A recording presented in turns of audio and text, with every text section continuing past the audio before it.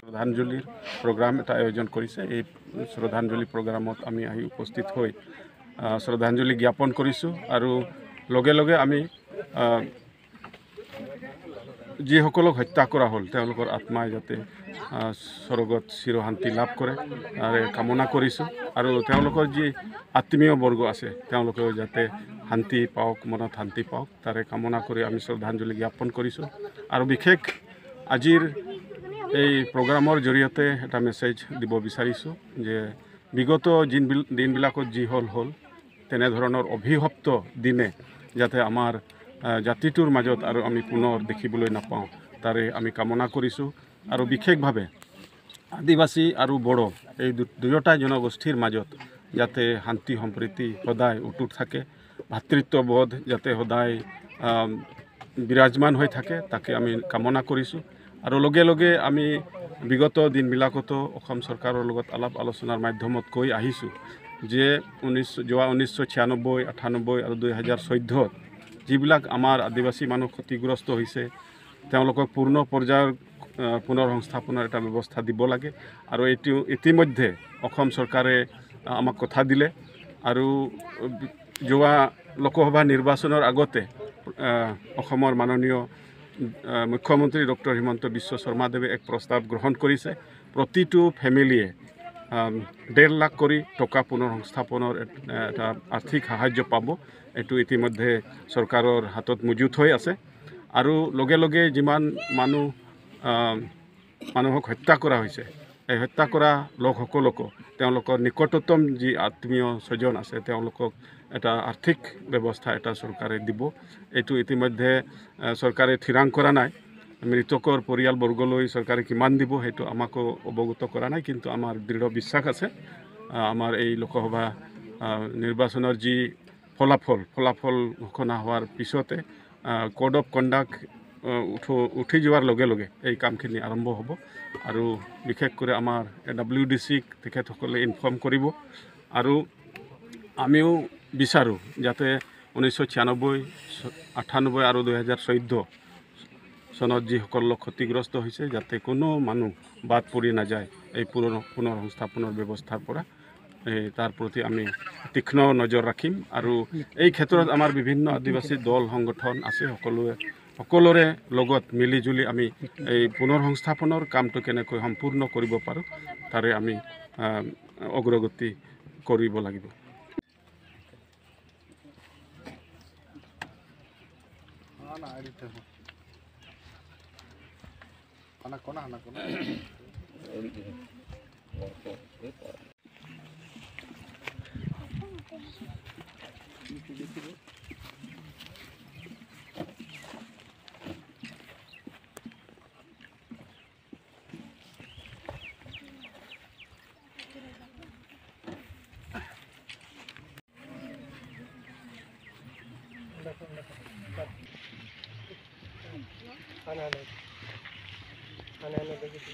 আপোনালোকে জানে তিনিটা অসমৰ নামনি অসমৰ তিনিটা জিলাত ভাতৃঘাতী সংঘৰ্ষত হাজাৰ হাজাৰ আদিবাসী পৰিয়ালে মানে শৰণাৰ্থী শিবিৰত থাকিবলগীয়া হৈছিল। নিজৰ গোটেই ঘৰ বাৰী হাঁহ সম্পত্তি গোটেই ধ্বংস হৈ গৈছিল।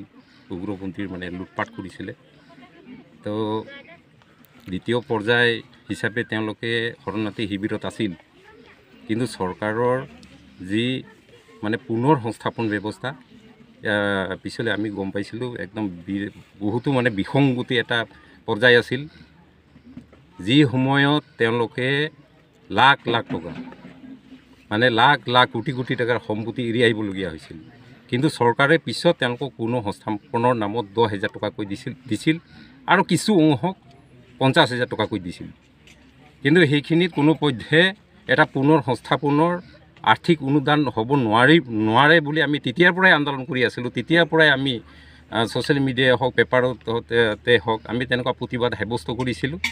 কিন্তু আজিলৈকেও চৰকাৰে সেইখিনি কৰা নাই। কিন্তু এইমাত্ৰ ADCৰ আমাৰ চেয়াৰমেন উচি মাজদাম হয় আমাক জনাইছে ইলেকশ্যনৰ পাছতে মানে প্ৰপাৰ যি ৰিহাবিলিটেশ্যন সেইখিনি মানে ইমপ্লিমেণ্টেশ্যন কৰা হ'ব। সেইখিনিতে আমি খুবেই আনন্দিত, আমি ধন্যবাদ জনাম।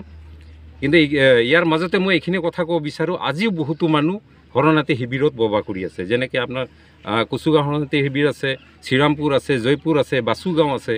এনেকুৱা বিভিন্ন জেগাত মানুহ এতিয়ালৈকে নিজৰ জেগালৈকে পুনৰ সংস্থাপন হ'ব পৰা নাই। কিয় হ'ব পৰা নাই, কেনেকৈ আজিলৈকে তেওঁলোকে নিজৰ জেগালৈকে যাব পৰা নাই, সেইখিনি কিন্তু চৰকাৰে আজিলৈকেও ইনকুৱাৰী নকৰিলে। আমি সেইখিনি দুখ প্ৰকাশ কৰিছোঁ আৰু আমি চৰকাৰৰ ওচৰত আমি দাবী জনাইছোঁ যাতে যিবিলাক কেম্পত, যিবিলাক শিবিৰত এতিয়াও আদিবাসী পৰিয়াল মানে কুকুৰ মেকুৰীৰ দৰে থাকিবলগীয়া হৈছে, য'ত মানে কোনো ব্যৱস্থাই নাই, এই অৱস্থাত আজিও তেওঁলোকে বসবাস কৰি আছে, যাতে তেওঁলোকক উন্নতি পলমে পুনৰ সংস্থাপন ব্যৱস্থা যাতে কৰে, সেইখিনি চৰকাৰলৈকে মই আহ্বান জনাইছোঁ। আৰু লগতে যিসকল পৰিয়ালে মানে নিজৰ আত্মীয় স্বজনক হেৰুৱালে, তাৰমানে উগ্ৰপন্থীয়ে হত্যা কৰিলে, সেইটোত চৰকাৰৰ একেবাৰে এটা গাফলাতি আছিল। চৰকাৰৰ মানে সেইখিনি ফেইলাৰ আছিল তেওঁলোকে যি আইন শৃংখলা বজাই ৰখাত। গতিকে আমি আমাৰ ফালৰ পৰা আমি চৰকাৰক এটা দাবী জনাইছোঁ যাতে তেওঁলোকক উচিত ক্ষতিপূৰণ দিয়াৰ লগতে তেওঁলোকৰ পৰিয়ালে যাতে একোটাকৈ চাকৰি প্ৰদান কৰে, সেইখিনিলৈকে মই অনুৰোধ জনাইছোঁ।